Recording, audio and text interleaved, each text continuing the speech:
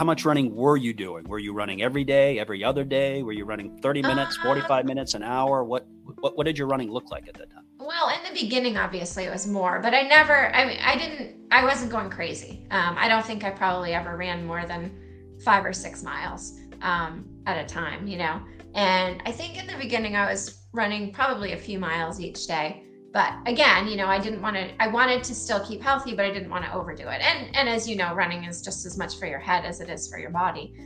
So I really needed to do it. But I also even in the beginning, incorporated a lot of walks. So I would do walking and running. But I never raced. I didn't push myself. I just kind of, took it easy with it and just enjoyed it.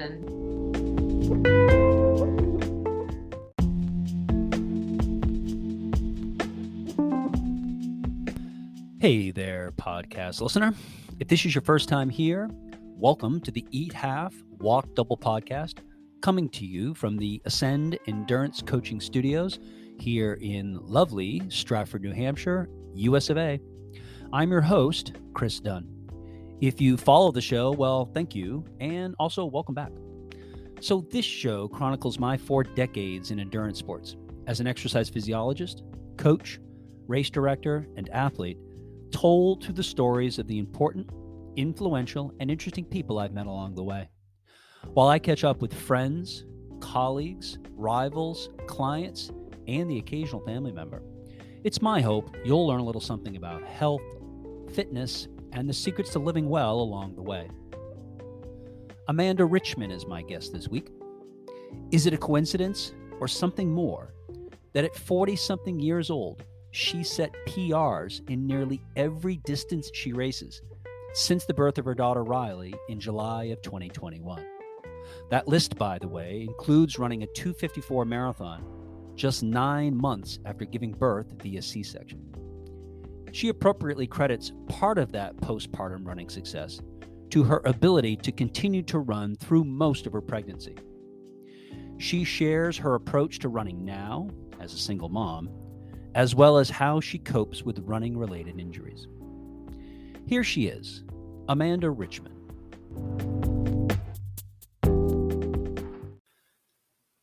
Amanda, welcome to the podcast. Thank you. It's nice to see you. You too. Good morning. Good morning to you too. How have you been?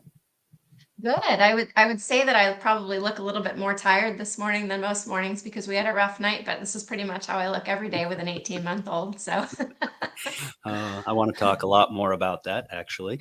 But before we get into that, I need to just sort of to kind of lay the foundation for this conversation. I have to ask you a really important question about a topic that I know you're an expert in, and I'm eager to get your take on it. So for you, which is harder to raise, a puppy or a baby? Oh my gosh. There's a side to each of those. You can't just put a baby in a crate. I mean, you probably could, but it's frowned upon. So that's tough. But, I would say a dog is just hard. A puppy is hard, especially after having 2 dogs. Before I had the baby, I had 2 dogs. And they passed away when they were 13 and 17. And then I went directly to a puppy. So it's just like a complete mind. Oh my gosh. And a baby at the same time. Yeah. I mean, adult dogs, at some point, adult dogs, if they get enough exercise, they sleep most of the time. Yeah. But boy, that puppy stage, you can't lay a puppy down, in a bed and just assume that everything is going to be okay. Puppies are almost always hell-bent on destroying everything in your house. And so while I certainly would agree that that each is a challenge, I would not disagree with you. Especially a black lab puppy, and you take him for an 8-mile run, thinking, okay, he'll be good for the day. Nope, recharges about 20 minutes later. That is so very true. Well, for the listener who doesn't know Amanda Richmond, why don't you introduce yourself? Well, I am a runner, obviously. I've been a runner for 20 years. I wasn't athletic in high school or anything, but in my 20s, I got into running. And I am a business owner. I work for myself, which is very handy with a running schedule. And I have, as we've mentioned, I have an 18-month-old and a 2.5-year-old black lab. That's that's an excellent introduction, because that hits on all of the areas that I want to touch on. Before we talk about your athletic background, specifically about your running, I want to talk a little bit about how you and I know each other.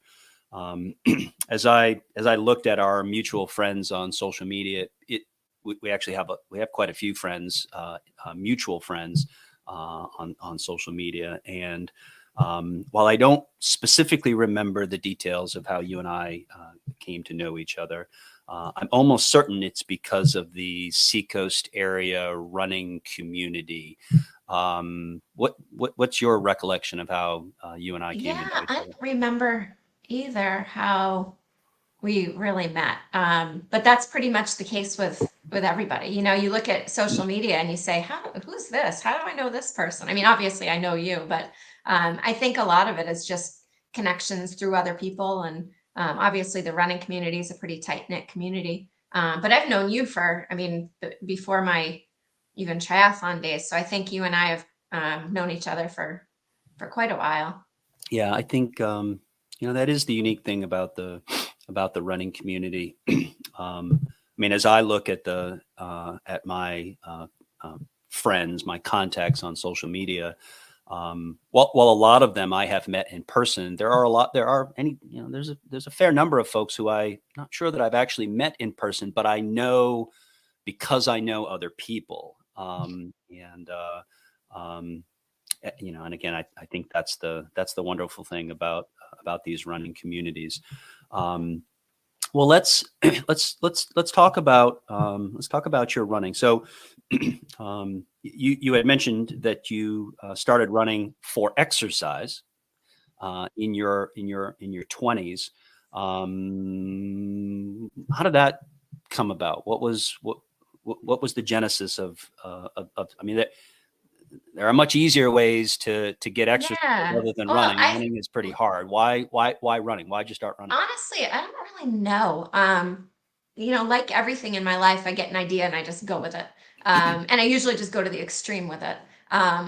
So I think I can't even remember kind of the timeline of when I started. But I know in my early 20s, I would just, go out for short jogs and just kind of run for exercise. I was maybe a few pounds heavier than I wanted to be, so I thought it was a good way to lose weight and all that.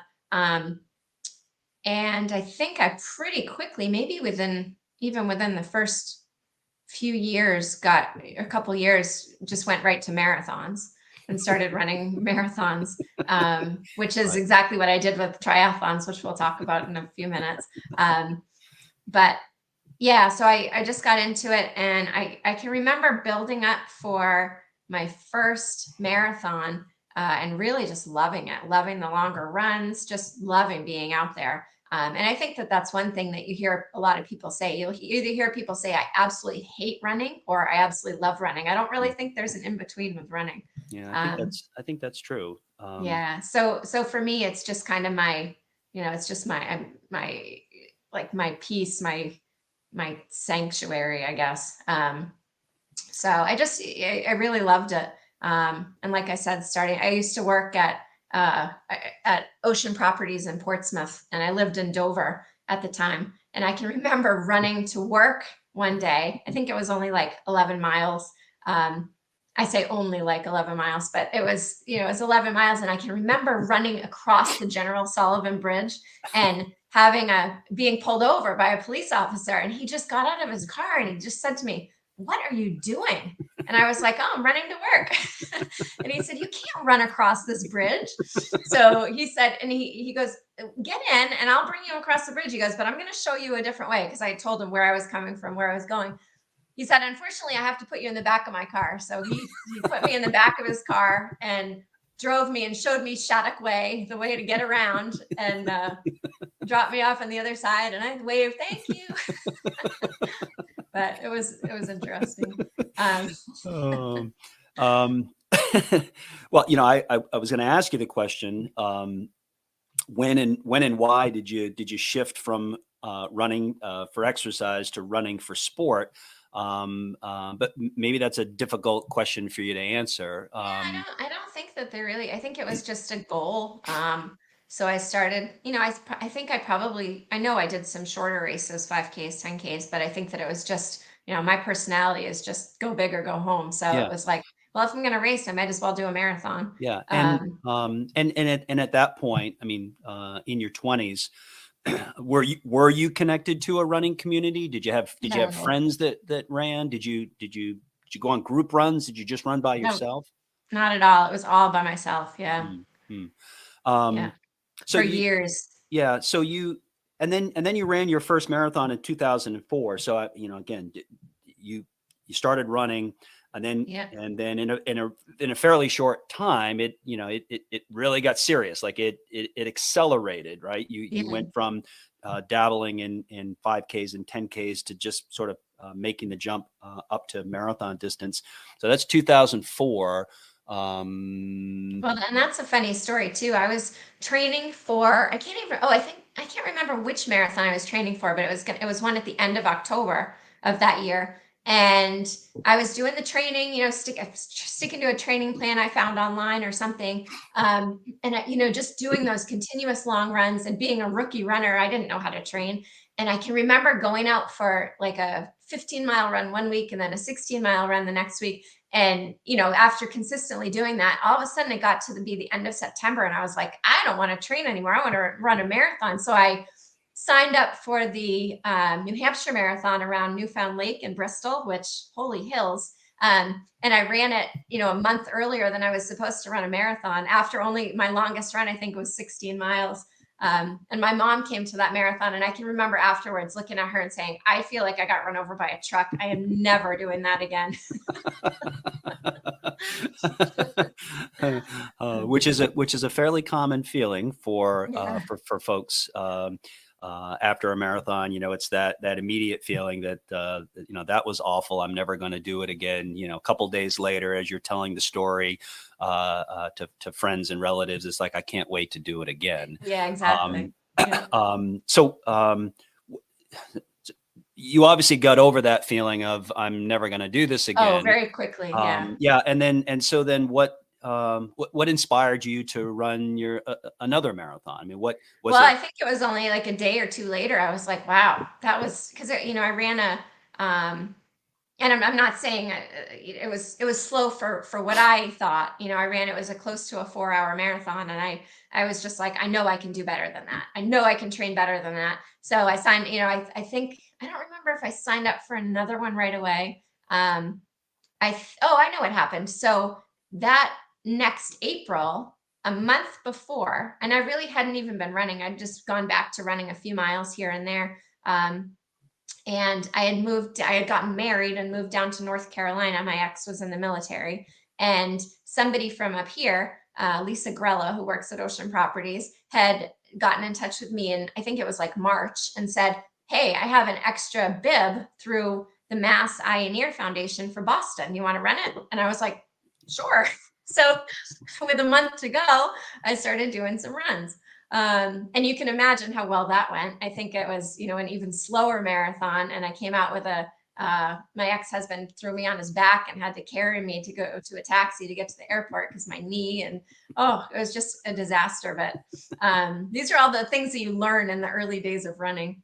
Well, it's I mean, either you learn from the experiences, and they help you to grow and move forward, or you become so discouraged that you give up the sport, and you get into something else.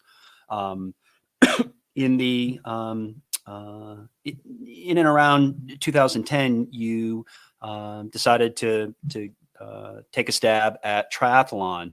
Um, I mean, eventually you would end up doing 5 Ironman distance triathlons. But what was the inspiration to get into triathlon? Why Why that? I had never even heard of triathlon before. I didn't even know what it was. And some people had started, I don't even remember where I was, but I just remember someone mentioned that there was a triathlon in South Berwick, the Pumpkin Man triathlon. And some people had mentioned it. And I was like, oh, I've never even heard of triathlon before. And at that point, I also had started to have an Achilles issue, which has become a chronic Achilles issue that I still deal with today.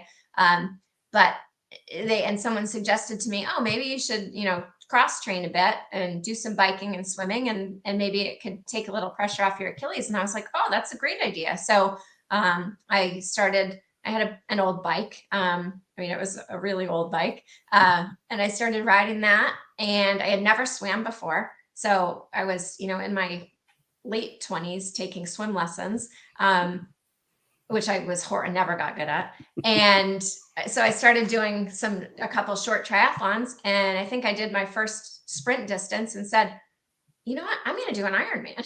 So instead of taking it a little bit easier on my Achilles, not only was I training for a marathon, but I was also training for a 112-mile bike and a 2-point-whatever-mile swim.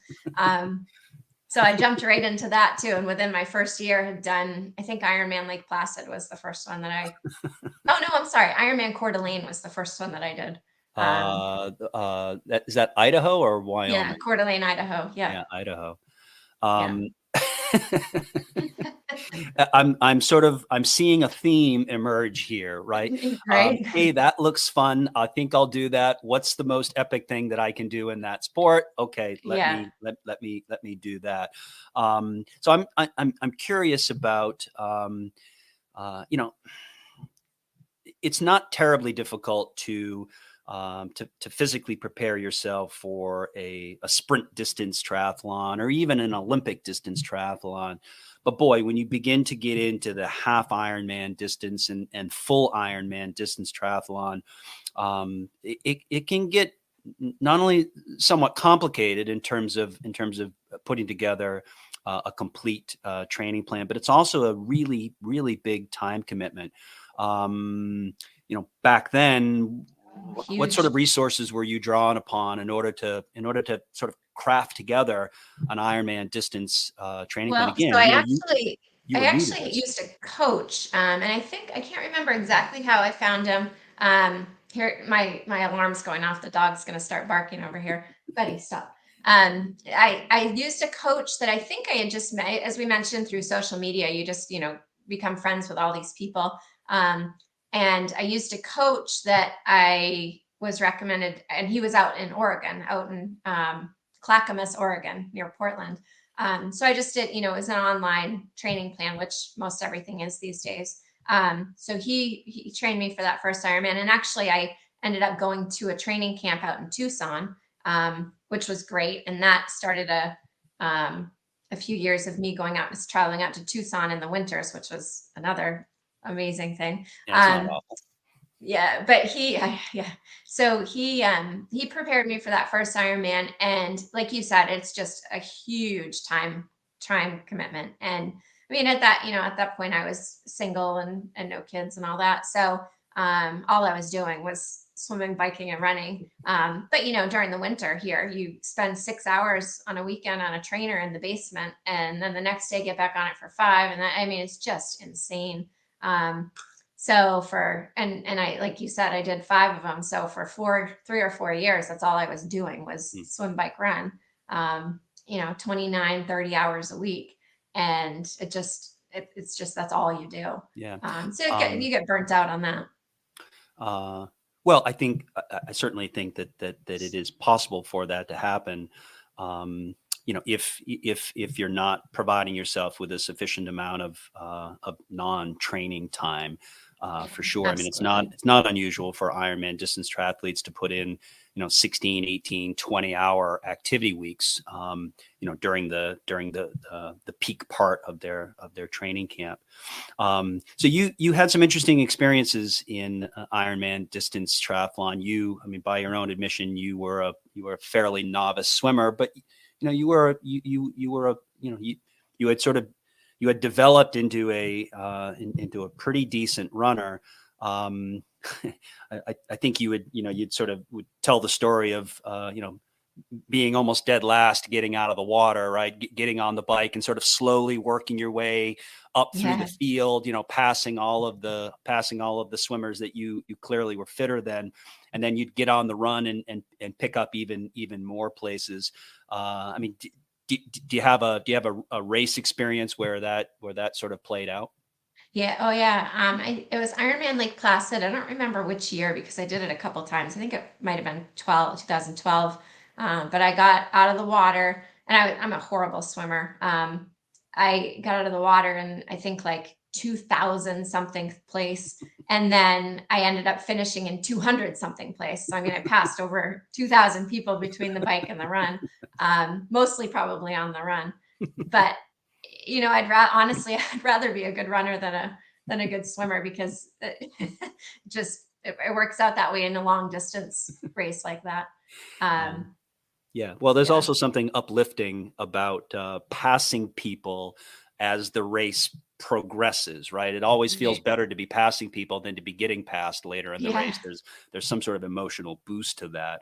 yeah, So yeah, after dabbling well, I say dabbling, I mean, obviously you were committed to the training and completed 5 Ironman distance triathlons, but your focus shifted back to running in 2015.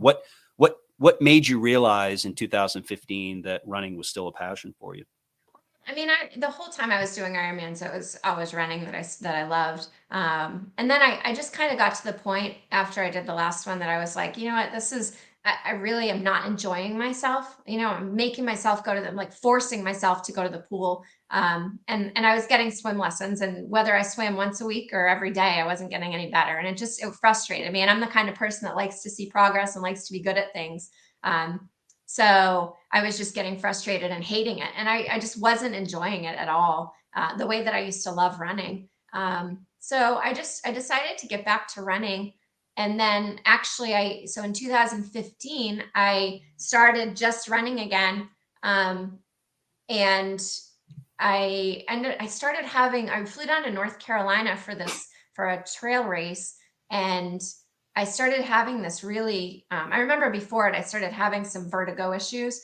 And so I was doing this trail race and I started having this really weird vertigo. And it was supposed to be, it was a 50K, and I only got through the first lap. And I was just so dizzy, I couldn't even finish. So I got my ear checked out, and I ended up having to have inner ear surgery. I had, I can't remember what it's called, but it's when you're, the little, I can't remember the words right now, I'm drawing a blank, but the little piece in your ear that usually vibrates had calcified. And so they had to pull my eardrum out, replace that, whatever. But that obviously forced me to take a couple months off.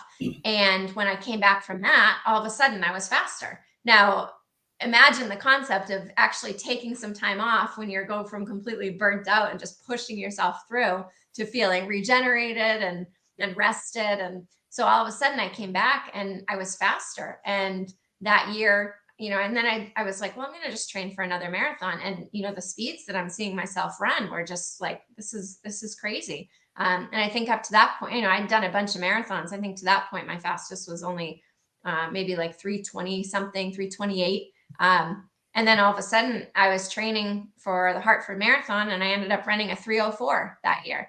And I was like, wow, I don't know what happened, but somehow I just got fast. So I think that period of just taking a break and letting myself both mentally and physically recharge really helped. Yeah, I mean, I think it's a really good point, because it's as you know and can fully appreciate. It's difficult for runners not to be running, right? I mean, the idea is that when I'm running, I'm improving. When I'm not running, I'm regressing. But truth is that there are times in which it's important to take rest or recovery, whether that rest and recovery is absolute recovery, in other words, no running at all, or whether it's relative recovery, reducing running volume, maybe adding some other activities. It's not terribly surprising to me, although, clearly you had a really significant performance breakthrough. I mean, taking 20 minutes off of your marathon PR, I mean, that's no small feat there. Yeah. So yeah, I mean, you mentioned you ran a 3:04 at the Hartford Marathon in October of 2015. And then you actually went on and set another PR at the Boston Marathon in 2016, April of Yep. 2016, where you ran a 2:59. And, that's actually really remarkable for me. Now, while I don't have any firsthand personal experience with the Boston Marathon, I've had the good fortune to coach many athletes who have run the Boston Marathon. In my estimation, the Boston Marathon is not a PR marathon because there's just, all the rigmarole about, getting to Athlete Village and standing around and waiting in your corral, and then, eventually you get started, and there's so many people, and almost always in April here in New England, you get weather that's, I mean, you could get a 70-degree day and nobody's acclimated to the heat and everybody is wilting, or you can get a 50-degree day with sideways raining and everyone is suffering from hypothermia. So it's a really, really difficult race to PR. I mean, I typically will coach athletes who run the Boston Marathon to just go and enjoy the experience. Don't put any performance expectations on yourself. Going into Boston that year, Amanda, that April of 2016, after coming off, just a breakthrough performance at Hartford, did you have performance-based expectations for Boston? And if so, what were they? I did. And you actually just touched on something. I wanted to break 3 hours, and that was my goal for that year. And as I previously mentioned, I had gone to that training camp in Tucson, and then I started kind of spending some time there in the winters. And actually, like we've talked about with me, go big on everything. I ended up buying a house out in Tucson, which I've now sold, but I had that. So that year, 2015, I had spent a couple months out in Tucson. So when that April 2016 Boston Marathon day hit and it was 75 degrees and everybody was blowing up, I was acclimated. So I actually, and my running community friends will still say, they still say that I just run, my marathons are very, I've learned, I've run so many marathons now that I've learned, I don't go out too fast. I'm very, if I say I'm going to run a 6:30 pace, I'm at 6:30 pace every mile, not the first few miles or 6:15, like I am 6:30 and I dead on. So that year, that was, I think, the first marathon after running, I don't know how many before that. It was the first marathon that I had really, really, I feel like really dialed in and run exactly the way that I wanted to, and a lot of people, as I'm sure you tell people, that the Boston Marathon course is so downhill in the first half that by the time you get to Heartbreak Hill, it's really not that big of a hill. But by the time you get there, everybody's just trashed their quads, and it's so hard. But if the most important thing is in the beginning, those first couple miles that are all downhill, you don't just let the wheels off and fly down the hill. You hold back and you do if you want to run a 6:30 pace, you run a 6:30 pace. So anyway, I think that really helped me out, just really dialing in, running my race. I also was really enjoying myself. I remember I stayed at the Park Plaza Hotel, or whatever it's called, that night, and I got on a bus to Athletes Village, and I had a few friends on there, and we just, it was fun. We had a really good time. So like it wasn't stressful. I mean, obviously every race is stressful to a point, but we had a really good time. We were joking and laughing, and so being with a group of people kind of took the pressure off. And also, I do not like cold. So for me, that day was great because it wasn't, I get so cold that I can't even, even if it's 60 degrees, I have gloves on my hands because I just get too cold. So that morning was perfect for me. And I think that a combination of all those things just really helped me. So you had trained in the Tucson area that winter. Yeah. Yeah, that's what I'm hearing.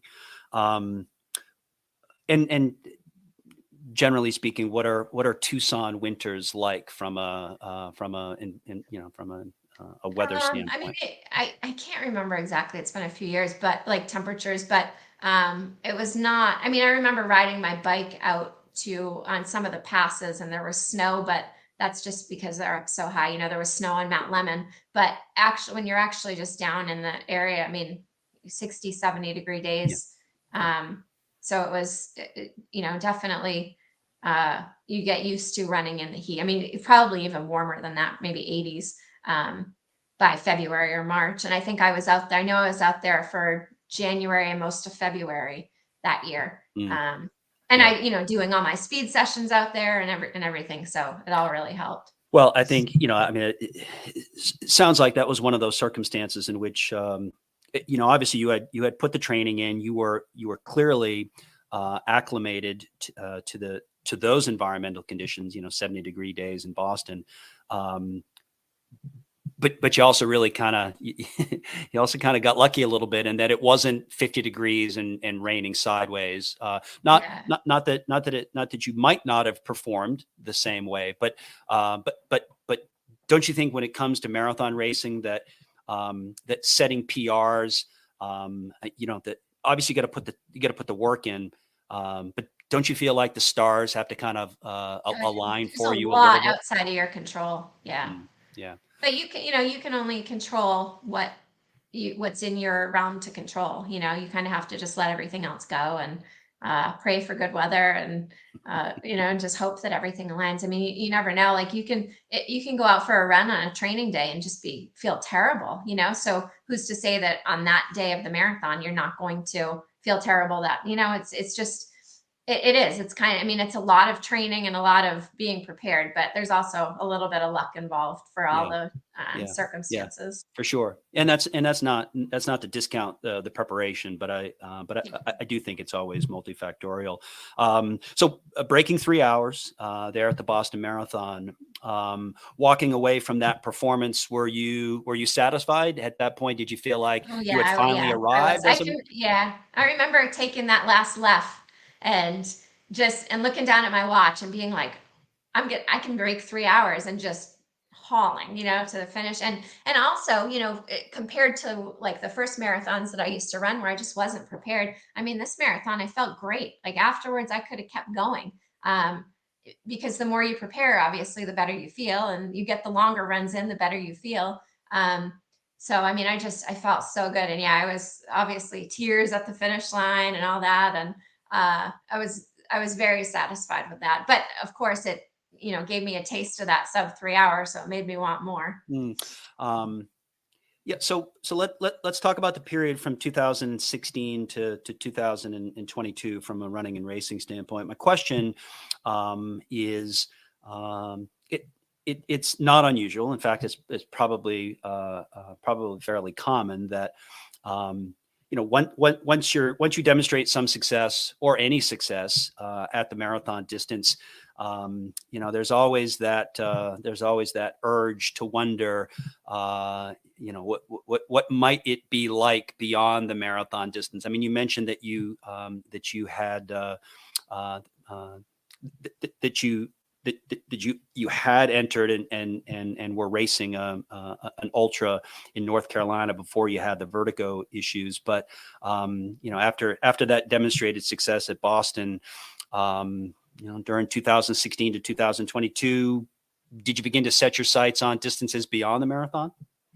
So years, I can't remember what year, but years ago I ran the JFK 50 in Maryland, the 50 miler. And I mean, I love trail running. I do really enjoy that. I did a 50 miler in that one in Maine, at Pineland Farms. I ran a 50K and I did really well in all of them, but it's just not, road racing and marathon racing and being fast is kind of my, um, I don't know. It's what I really enjoy. So Mm, I really love trail running, but more just for the training purposes yeah, than racing. yeah. As a way to kind of change it up a little bit, get off some of those harder surfaces Yeah, onto some softer absolutely. surfaces. Well, I also think too that part of the desire to move to the ultra distance, not for for every runner, but for some runners, is that I mean, at some point, Father Time kind of comes knocking on everyone's door, right? And as we move through our 30s and into our 40s, all of a sudden, we realize maybe we can't rekindle those glory days. Maybe we're not going to be running sub 3 hour marathons anymore. And I don't just want to run marathons just to run them. I mean, if I can't race them hard, and I can't, and I can't approach previous PRs, and I'm going to move on to the ultra distance. That way I don't have to be concerned with, I'm running 11-minute miles or 12-minute miles, although I'm running 50 of those miles. But that wasn't the case for you, right? That you're, in fact, as we'll talk about here in a moment, you would end up having another breakthrough in performance in your 40s. But let's get to that. So you decided to start a family in late 2020, I think, if my math is correct. And you were 42 at that time? I think I was 42 when I started to, I always wanted a baby. And it just never, the stars never aligned for me with that. I had been married and divorced, and it just, I was single and it just never really worked out. But when I remember turning 40 and just, thinking, this is, I don't know, I just was, something huge was missing from my life. I was just really not, I wasn't, in a depression, but it was just depressing that I was never going to have a baby, and just really felt the need to do that. So I started, I think when I was 41, kind of looking into it. And obviously, when you get older, especially after 40, it's, your chances go way down to be able to have a baby, just from, a body's standpoint.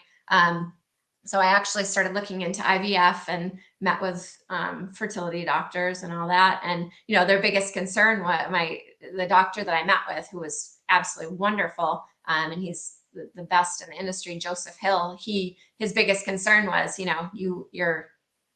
like, you're a runner. You have I don't know if this, I mean, he's no sugarcoating on it. He's like, I don't know if this is going to work for you. He's like, you need to gain 10 pounds. and that was, he said, before you come back to see me, gain 10 pounds. Well, I went back to see him, and I'd actually lost a couple more pounds. So, I was like 104 pounds, and the guy's saying to me that this isn't going to work for you.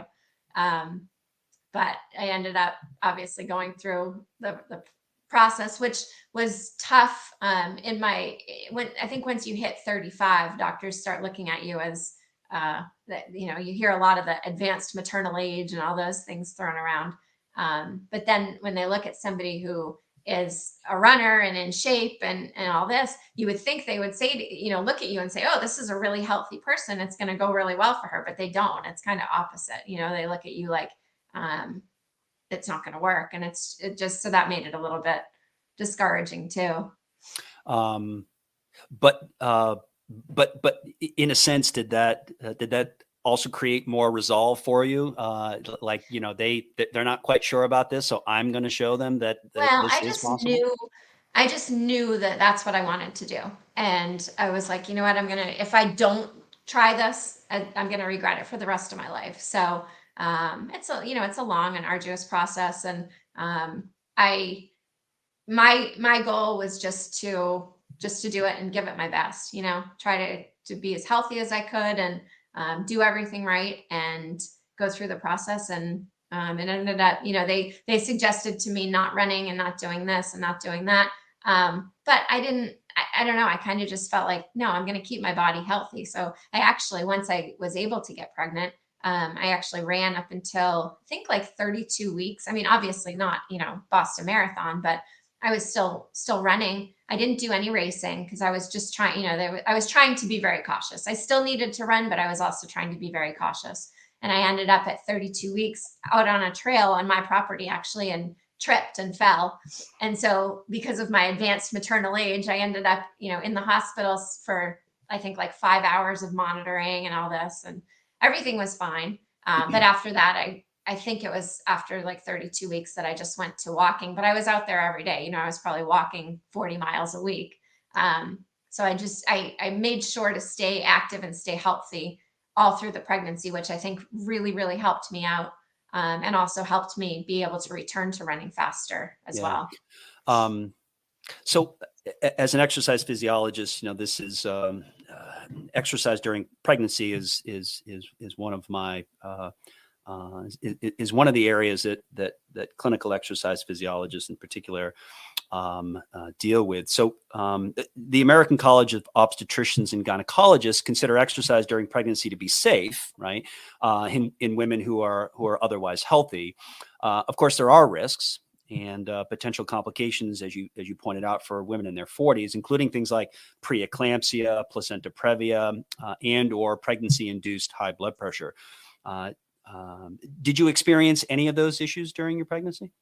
I had absolutely no issues, not at all. And I think that keeping my body healthy with running, but also the way that I eat. And just, I really, really think that that helped. I only gained, I mean, you wouldn't have even known I was pregnant up until probably like 34 weeks. I only gained like 26 pounds the whole time. And after, I think 7 days after I had the baby, I was back down to my normal weight. So I really think that, and everybody does what they have to do, and everybody, being pregnant is hard. So if somebody, if someone's pregnant and they need to eat a pint of ice cream, then that's what they need to do. And I'm not saying anything bad about it, but I felt for me, like, I'm not going to use the excuse that I'm pregnant to indulge myself in all these other things. And honestly, I really didn't eat any differently than I normally do. I had to eat more, obviously, because you're eating for two people.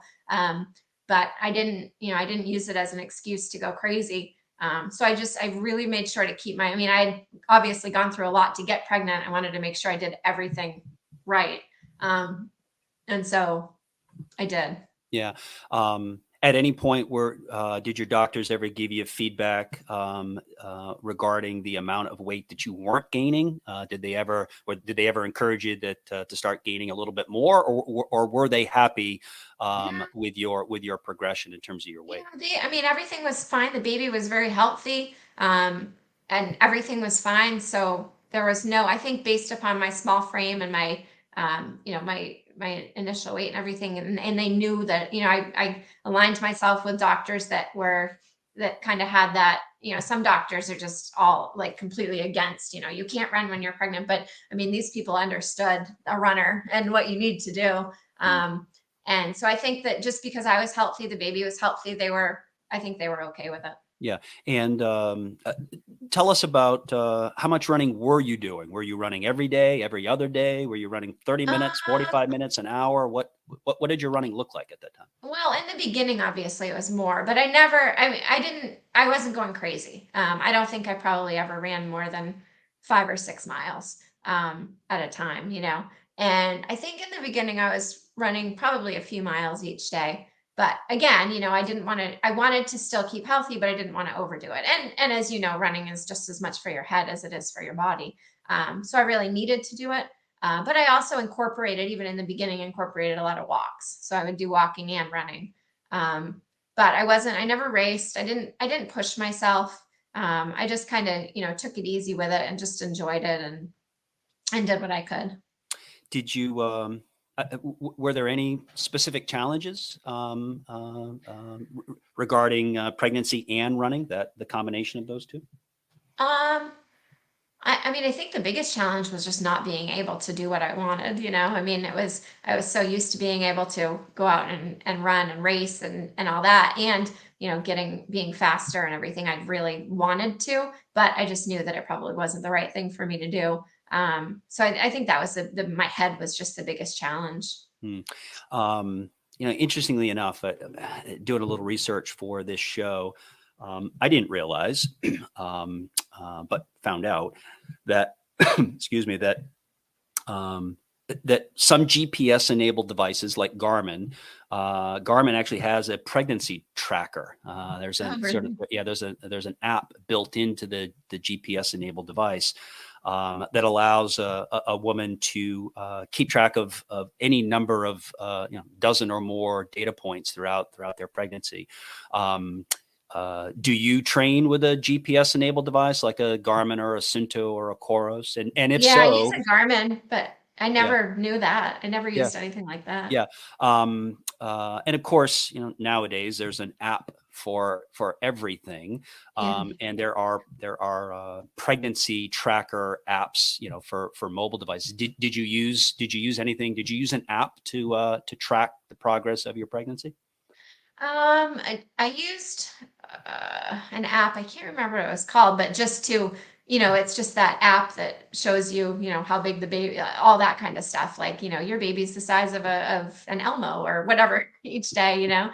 um, just something like that, or telling me like what is going to happen that week, or, symptoms you might be feeling. I don't think I mentioned, I was also nauseous every day until 20 weeks. So Wow. that was terrible. And I forgot that was a challenge because, even, nothing, even going out for a run or anything didn't make me feel better. So that was tough. Mm. Um, but I felt nauseous whether I ran or not. So I figured I might as well run. So your daughter Riley was Yes. born in July of 2021 Yep. via a cesarean section. Yes. Um, when did you return to running? How much time did you take off So after that C-section? I was cleared to run. I mean, I started going for walks. I was told to take it very easy for, however, up until like 6 weeks. Unfortunately, I was at that point, taking care of a baby alone, and so I really couldn't, not do stairs, not pick her up, not do that. So I really just had to do everything and try to heal up, being gutted, major abdominal surgery at the same time.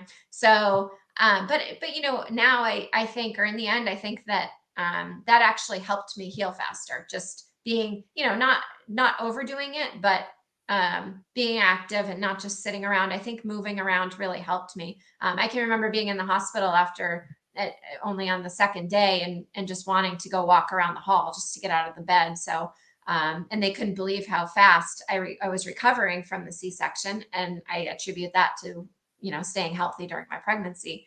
Um, I think I got cleared. I was walking maybe a week later. I was starting to take little walks and then increase the distance with, my doctor cleared it.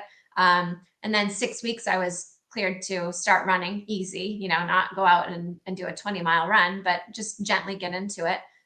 So after 6 weeks, I started, running a little bit. And then, of course, as I do everything else, escalated quickly and got right back into it.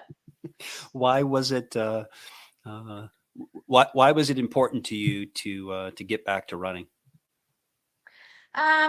For my head, and especially, you have a newborn, and it's just, I mean, as you know, with kids, it's crazy. You're like a walking zombie for 3 or 4 months. And for me, I just really, really needed it for my head. I also like to stay in shape, so I wanted to get back to it. And I knew eventually I wanted to get back into racing. So I wanted to get back into it and not take too much more time off. I also, I hadn't run for quite a while, so I really wanted to start running as soon as I could. But it really helped me. It helped me through the first few months when I was just absolutely exhausted and, emotional and all that. And I would go for a run and feel so much better, even if I was exhausted. So that it really, really helped. Did your um, did your running specific goals change after becoming a mom? I don't think so, because I wanted to get right back into doing marathons. So, um, I signed up for, I set a goal to run a marathon or spring marathon right away. And I just, my goal was really just to continue being fast and maybe get faster if I could. Um, so you you breastfed your daughter. Yes. There's a popular belief that exercise can affect the taste of breast milk because of a buildup of exercise related lactic acid. Um, Although interestingly enough, I actually have a friend, Dr. Tim Quinn, retired professor from the University of New Hampshire. But while he was at the University of New Hampshire, he actually co-authored a study back in the 90s on breast milk composition and different exercise intensities. And what they found was that moderate intensity exercise did not increase lactic acid content of breast milk, and so therefore, theoretically, it would not deter or detract an infant from feeding and therefore developing. Was exercise, running, breastfeeding? Was that ever an active concern of yours? It wasn't, and I Google everything. So I'm a over Googler. So I had read the same thing, that lactic acid. So, sometimes, I mean, I breastfed until she was 16 months old. So I had to, in the beginning, you're doing it every couple hours, and every 3 hours, every 4 hours. So when I was getting into my longer runs, once I started training again, I would have to schedule it around that. I'd be like, okay, I have to pump it because she got into daycare, so I was starting to pump and breastfeed. I have to pump it this time so I can go out and run 2 hours, and then I have to get back here and do it again. And I never got rid of the milk or anything. I mean, that stuff is like gold once you have it. So I never got rid of it, and she never turned away from it. So I don't think that it ever really changed the taste for her, or she didn't mind if it did. But I did read that, there was nothing bad about it, other than might change the taste. Like, it wasn't going to do anything bad to her, and it was still just as good afterwards. So I never got rid of it. But one thing that it did do is definitely decrease the supply. So if I would go out for a 3-hour run and then try to pump, if I might, or usually get 8 ounces, might only get 2 ounces or something, but then it comes back. So that was the one thing that it did do. Were there any specific running related challenges around breastfeeding? I really just scheduling, and then running. So I ran that marathon when she was 9 months old, and it was in Derry, and I had to sit in the parking lot in the car and pump right before the start, and then get to the start, run the marathon, and go right back to the car and do it again. And, so that is challenging. I read an article about some long distance runner that had a manual hand pump and was actually doing it while she was running some ultra. And I was like, that's just insane. That's next level. But I guess you do what you have to, right? Yeah, that's absolutely true. Yeah. So then, so that 9 months after having your daughter, as a single mom, you set a PR in the marathon, a new PR of 2:54. Yeah. Later in 2022, you set a PR in the half marathon of 1:20. Why do you think that those two PRs were possible? Here you are now in your early 40s, just coming off of having a baby. How did that happen? Honestly, I'm not sure. I think it might be a lot of components. I think that, again, like with the 2015, taking that time off, giving my body kind of a break, rejuvenating, recharging, and also really, being excited to get back into it after a break. I think that all helped. I also haven't had a drop of alcohol since October of 2020. Because I was pregnant and then breastfeeding, and then after, it's been a couple months, but it just really hasn't. I feel really good. I sleep well. Well, I mean, my sleep, let me back up a little bit. My sleep is so precious to me. And sometimes, even if I just have a glass of wine, I won't sleep well that night. So if any sleep that I can get right now is so precious that I'm like, is having a glass of wine worth it? Nah, I'll do that someday. So anyway, I haven't had a drop of alcohol since October 2020. I think that's really helped my performance. And I don't know, I guess just training well. Maybe, being, and you say early 40s, but I'm 45, so that's generous. I think that it all kind of helps, even just being experienced, and having been through so much running, so many marathons, knowing what works, knowing what doesn't work. and knowing my body, knowing now, I told you now I'm dealing with this Achilles issue again. So I haven't run in 8 weeks now, which is a bummer, but I also in my head know, okay, it's going to get fixed one day and I'll be able to run. And maybe I'll be even faster after this. So it's just, it's just I think a combination of all those things. Well, there is one thing that we know about cardiovascular changes during pregnancy. The body, particularly the cardiovascular system, and more specifically the heart, does undergo some physiologic remodeling during pregnancy. In other words, the size of the heart chambers increases. Right. And so, from a pump standpoint, your heart actually becomes it becomes more efficient, allowing you to deliver more oxygen to the supplied muscles. Now, that's an important adaptation during pregnancy, but those adaptations don't immediately reverse back to pre-pregnancy levels immediately after birth of the child. That those cardiodynamics persist and last into the postpartum period. I mean, I think it's entirely plausible that the combination of sort of the natural physiologic adaptations to the heart during pregnancy, combined with your running habit and running behavior during pregnancy, it's entirely possible that part of the bounce in performance in the postpartum period was at least in part related to some of these structural changes to the heart. Now, again, at some point, Amanda, right, the physical changes to your heart will eventually they will revert back to pre-pregnancy levels. It doesn't necessarily mean that your better running days are behind you, but I think it's at least in part a plausible explanation for some of that bounce in performance. I mean, either way, what a remarkable feat, in my opinion, to be able to do what you did so soon, after having your daughter. How have you changed or grown as a runner now that you're a mom? Changed. I mean, I think that it's the only real thing that's changed for me is that I have to kind of adapt my life. Or before, I used to adapt my life to running. I would kind of schedule. I would tell clients, "Oh, I'm in a meeting," and I'd really be out for a 2-hour run or whatever. Now it's like I can't just get up in the morning and go for a run. I have to get up, feed Riley, bring her to wherever she's going for the day, and I have a whole process that I have to do before I can actually even focus on myself.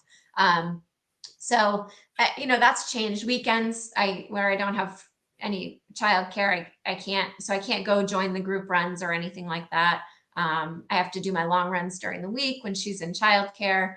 So there's changes like that. But I'm still, I still have the flexibility to be able to work around that and be able to kind of make my own schedule. So, and I also, days that I have her, I just throw her in. She does well in the stroller I have a real nice Thule running stroller. So she does well in that for probably 6 miles, but beyond that, it's not even worth trying. So, I try just when I write my training plan, I kind of work in the days that I have her, I'll just do that, or else I'll go on the treadmill, and that's tough too. But I try to do that like during a nap, or else, if I can get her to play down in the basement for a little bit and get on the treadmill. So I think that that's just been the biggest change, just kind of working my schedule around having a baby. It's not just me anymore. Yeah. I mean, it almost sounds to me like you need to be more intentional about your running. Oh yeah. And also from a planning standpoint. I mean, I think every runner can benefit from being more intentional about running, specifically with respect to planning. But it sounds to me like the challenges of being a single mom of a little one, and a competitive distance runner. you just have to do it with more purpose, and you have to follow a schedule before. And I want to talk a little bit more about this current soft tissue thing that you're dealing with. But before you had to take some time off to let the Achilles thing quiet down, what's a typical week look like for you from a running standpoint? How many days a week are you running? What kinds of runs are you doing? And I mean, let's say specifically when you're not training for something, what does a maintenance level of running look like for you, Amanda, now that you're a single mom? Well, so after I ran the marathon in April, I planned to take a couple months, just do maintenance, and I ran some 5Ks and 10Ks and PR'd those distances as well. But those were just doing 40-mile weeks, and nothing crazy. I mean, I did try to keep up the long runs, but my long runs weren't 20 miles; they were 10 or 11. But I was running, and I would take a day off. But I was consistently no lower than 40 miles a week. And I felt everything was great. And then I got back into training. I was going to run the Philadelphia Marathon. And so I got back into training, slowly ramped up, and was running, I never went more than 75-mile weeks. But I was running consistent 75-mile weeks with a down week every couple weeks. And getting back up to those long runs and the real training. And then, as you mentioned, I have this reoccurring Achilles problem pop up. So after I ran that PR half, that would just put me over the edge, and I wasn't able to run Philly. Why? Yeah. What? And why do you think? Why do you think the Achilles tendonitis or the Achilles issue? Why do you think that reared its ugly head again? I don't know. And it's so frustrating. I've been going to PT for it, and he thinks that it's just, some people are prone to different injuries. And I don't know, it could be my body mechanics. I'm not sure. But for some reason, since 2000, I got a slight tear in it at mile 22 of Bay State in 2012, I think. And ever since then, it's just, I mean, it had bothered me before that, but ever since, it just pops up every once in a while. And it's the speed. I'm very careful now to not increase speed or distance too much. So I feel like I do all the right things. I think it's just going to be something that I always have to deal with, unfortunately. And I really try when I'm training to be very cognizant of it. And I've gotten to know my body really well, so I can feel it when it's coming on. And I think the mistake that I made was when I was training for Philly, I popped in that half marathon 4 weeks before and ran that hard. And I think that speed just put it over the edge.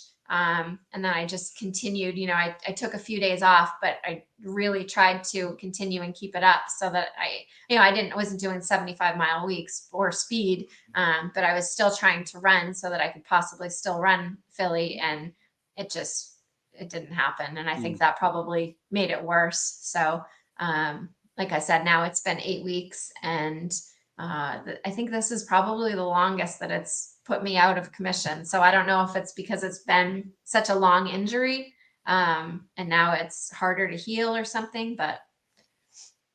Yeah. Do you have a tendency to attempt to run or train through pain, or is pain for you a pretty good indicator that you need to do something different dramatically and quickly? Yeah, I've definitely gotten a lot smarter about that. I used to try to run through it, in my earlier running days, but I don't anymore. And I know, especially with the Achilles injury is a tough one, and you don't want to rupture it. So I typically don't run through pain. I mean, when it was uncomfortable, I was trying to run through it with just the goal of Philly. And I was like, okay, after Philly, I can just take the time off. But even now, I'm registered for Boston again, and my official training should start next Monday, but I'm not gonna, there's no sense, for me, I think that I've run enough races, done enough Bostons, done enough that it's not worth running through the pain, and it's only going to make it worse. So no, I don't. Yeah. Yeah. Well, at some point, it's important for us to sort of look ahead in terms of longevity and sustainability. Right. I would imagine ultimately you want to run for as long as you can possibly run. And although it is common for us when we're younger to sacrifice long-term sustainability for some short-term outcome, but I do think as we get older and clearly when there have been instances in which we can't do what we want to do the way we want to do it, we begin to appreciate the sport and activity a lot more, and maybe are more cautious and more careful and more thoughtful in terms of the impact of some of our decisions as it relates to the Achilles tendonitis. Do you are you using anything like a dorsal night splint or any kind of splint that, for instance, that you might wear in the overnight hours in order to help sort of facilitate or accelerate the recovery? I used to have one of those Strasbourg socks, and it Right. just drove me crazy. I would tear it off in the middle of the night. I do a lot of, I do the stretches and exercises that I'm supposed to. I've been going to PT for Graston and dry needling. I started going for laser therapy. So I'm doing all kinds of stuff that will hopefully help. I think, as you know, I'm sure you know more about it than I do, but the Achilles is just such a hard thing to heal because it's not like you can just rest it. If your thumb is broken, you don't have to use it, but you walk every day. So the Achilles is just and there's no blood flow to it. So it's just so hard to heal it. And honestly, my physical therapist is just baffled as to why it's still not, because I'm not, it's not like I'm running every once in a while and trying to get through. I'm not. There was a couple weeks ago that I thought, okay, well, maybe it's not getting better because I'm not using it. So if I just go for some walks and get it a little bit looser, it will help. And, after a couple of days, that was just making it worse. So I stopped that. So I feel like I'm doing everything right. And just, I guess it's just going to take time and patience, which isn't my strong suit, but I'm working on it. Well, and it's always the case too that whether we want to admit it or not, as we get older, these soft tissue things just sometimes take a little bit longer to resolve. Yeah. So now that you're not running purposefully, and you've been cautious about the walking, what are you doing from a physical activity standpoint to sort of to scratch the itch from not only a physical standpoint and a physical health Yeah. standpoint, but also from a mental health standpoint? What sort of active things are you able to do and are you doing now? Not much. I mean, I keep very active, obviously, with an 18-month-old. But I really, I should, right. I don't know. I guess I'm just kind of not feeling too motivated right now because I mean, right now it's at a tough age too with the sleep and everything. So most days I'm just exhausted. But I should put my bike on the trainer or do something, but I just haven't yet. I do every morning. I have a whole routine that I go through, with doing band work and all that stuff. So I do get that in, do some weights here and there. But as far as anything cardio, I'm really, really not doing anything other than lugging around a 25-pound weight when she's home. What what about Buddy? How does Buddy get his wiggles out if I've been bringing him back to daycare a couple days. Well, he went yesterday, so he's sleeping right now. You might have heard him snoring a minute ago. It was very loud. But he's definitely feeling it, because he's used to running with me. Even I think you and I talked a while ago because I was running him a lot and I felt like it was too much. So I scaled back, but he was still used to being out, at least, 2 or 3 miles or whatever every day. So I think going from that to nothing, he's definitely feeling that. But he's been handling it. I still take him. I have trails on my property, so I'll take him just for just out, let him run around a little bit here and there. But bring him to daycare once in a while, and he can go get his energy out with the other dogs. and black labs are really really good at that. Oh gosh, yeah. Yeah. So last question about the Achilles issue. I mean, we sort of talk about it's easy to talk about the the physical impact that these injuries have on us as we need to significantly cut back on our activity pattern. And we feel that. There's also the sort of the mental component, the psychological component of not being able to do something that you love to do the way you want to do it. How do you deal with that? How do you work through that? I think that, like I said, experience is helping me because, years ago I might have been really depressed about it. Now I'm just like, you know what, I've been through this before. I know it will get resolved eventually, or I hope it will get resolved eventually. I'll do everything I can.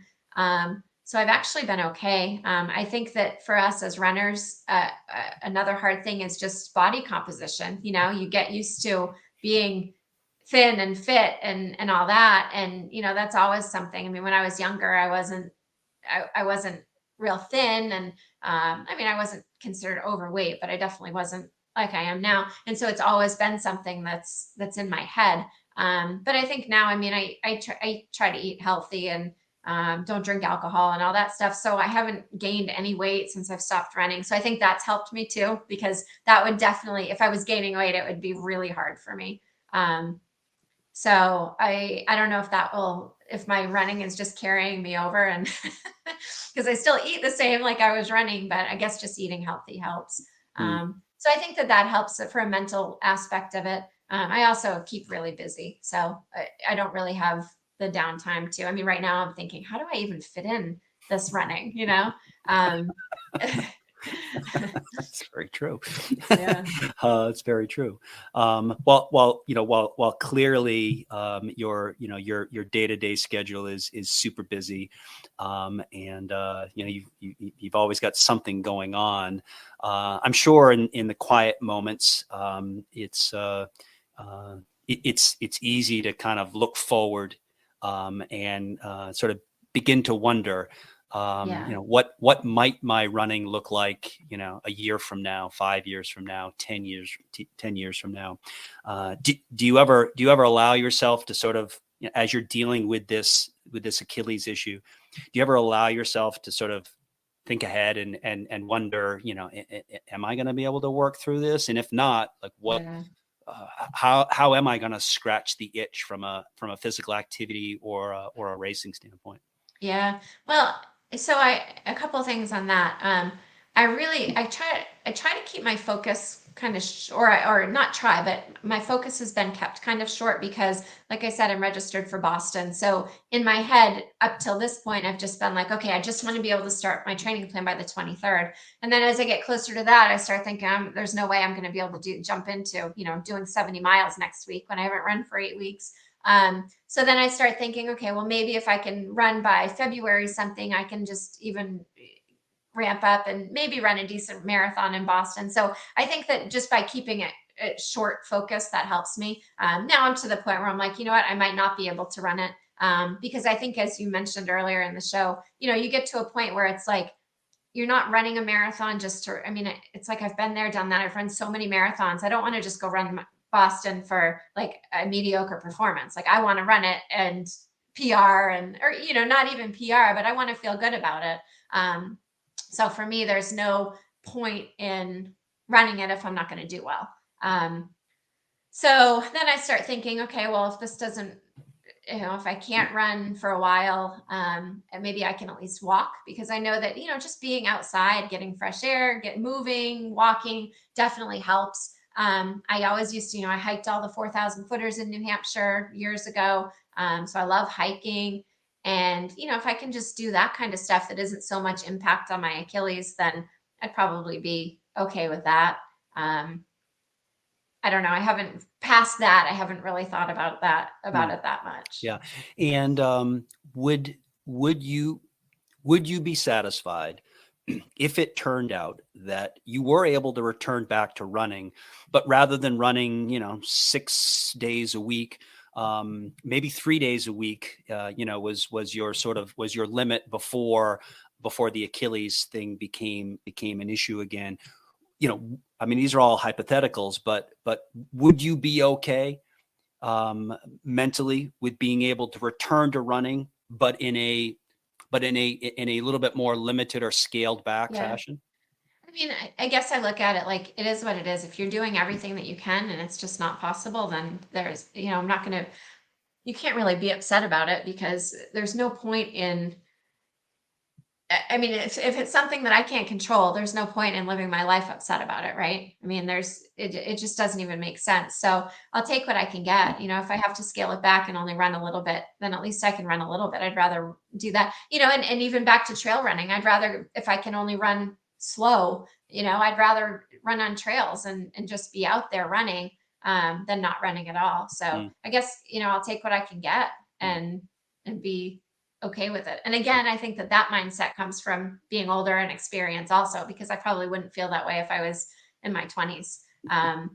But as your body gets older and things, like you said, are harder to heal. You take what you can get. Even last year when I couldn't run Philly, I wasn't super upset about it because I said, look at the season I've had. I PR'd marathon, half, 5K, 10K, won all of 4 of those races. I can't be upset about not being able to run a race when I just try to keep a very positive outlook about it. Yeah. Well, for sure, as we get older, ideally, as we get older, we mature emotionally as well. Not everybody necessarily does that, but that's ideal. I want to finish with this today, Amanda. I want to do a segment of the show I like to call 3 random questions. Okay. Now, I did provide you some sample questions in our sort of pre-show interactions. But if you would confirm for the listener, you have not received the next 3 questions I'm about to ask you, correct? Well, I'm a little nervous, but no, I have not. There's nothing to be nervous about. I have not. All right. So this is this fun part of the show for me. Gives me an opportunity to see my guest think on their feet, right? See how nimble you are with regard to the responses to these questions. Okay, here we go. 3 random questions with Amanda Richmond. Amanda, first random question is this. Who is the person or persons that have had the greatest impact on your life? Oh, wow. There's been a different people at different stages that have, but I would probably say my mom. I mean, she's been my biggest supporter, biggest fan since day one. I went through some tough times when I was a teenager. And she always, is like the true definition of unconditional love. She was always there for me, always stood behind me. She's gone to every single race that she can. She's flown to, Washington, D.C. to see me run a marathon there. She's gone everywhere that she can. Now with my daughter, I mean, she's amazing. She takes care of her a couple days a week. She's always there if I need her. So I would definitely say that she would be the first person that I would say. Is she a runner, or was she a runner? No. She's very active, and at 70 years old, she'll still go out and go hiking, and she's always got Riley out doing, they were building a snowman in the yard the other day, sledding. I mean, she keeps very active. She plays pickleball 3 times a week.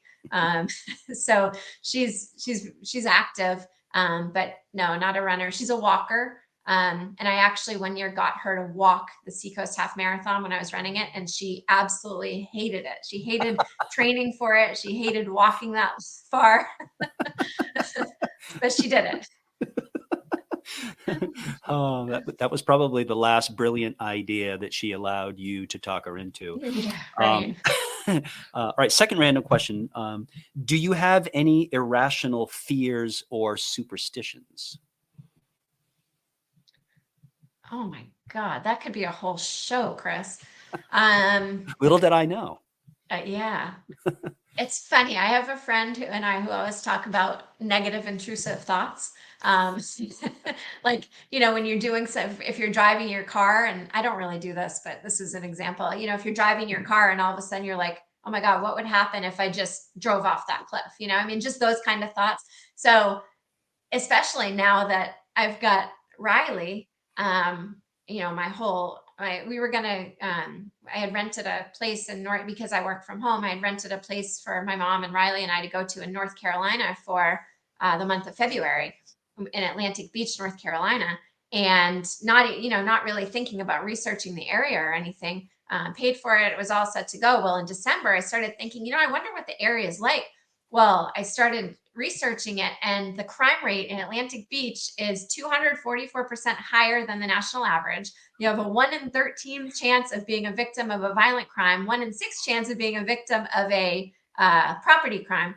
So I lost money, but I canceled it because my whole life now is my daughter. And so I guess I constantly have irrational fear that something's going to happen to her. And it's just like my whole being now is just doing everything that I can to protect her. So I don't know if that's really, it's probably not an irrational fear, because I think every mom probably feels that way. Agree. But yeah, I mean, every situation I'm kind of thinking, oh my God, what if something, this happens or this happens? And so yeah, I think probably gets irrational. I think that's quite, well, probably quite rational, and almost certainly the definition of being a mom. All right, last random question. Let's finish with this. This actually is one of my favorite questions to ask a runner. So here's the question: you're hosting a group run, and you can invite 3 VIPs. Okay, now assume that any VIP that you would invite is a runner. Okay, whether you know it to be true or not.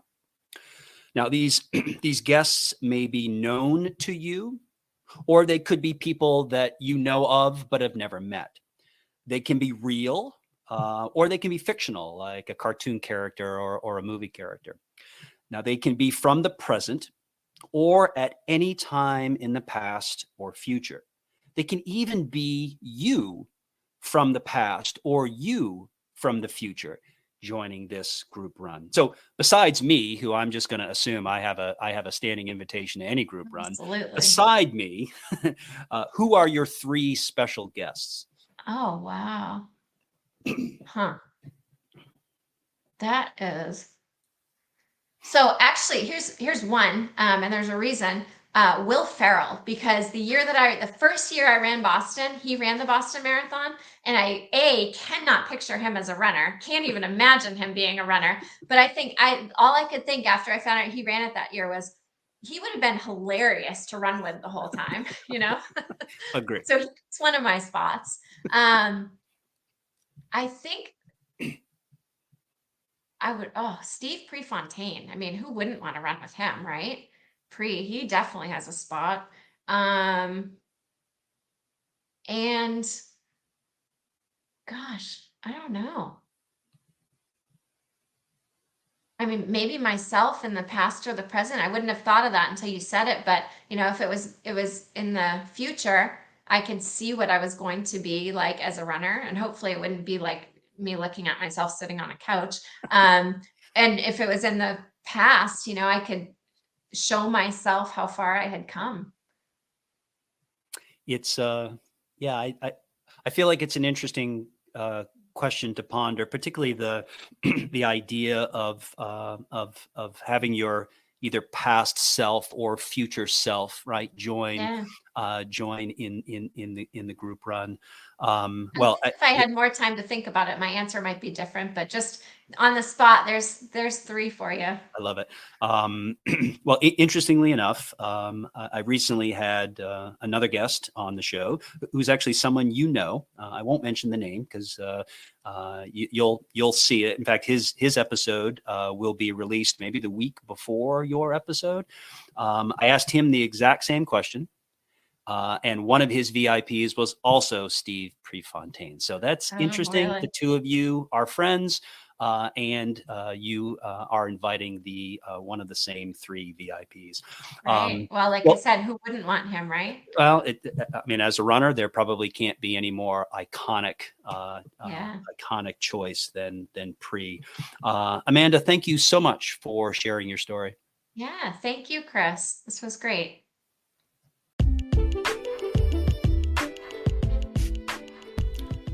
Amanda's focus on being as healthy as possible during her pregnancy by exercising regularly and eating well almost certainly were important factors in her ability to get back to running safely and effectively. Clearly, the running specific success she's had since Riley was born are also a big bonus. Well, once again, you've been listening to the Eat Half, Walk Double podcast. If you enjoyed what you heard, please circle back to the homepage and click the follow or subscribe buttons to stay up to date with all the new content. And of course, if you really enjoyed the show, please consider sharing it with your friends. I'll be posting some supporting media on my Twitter account at Coach Chris J. Dunn and the show's Facebook page at Eat Half, Walk Double, so make sure to check that out. And lastly, remember, the secret to living well and longer is to eat half, walk double, laugh triple, and love without measure. Until next time.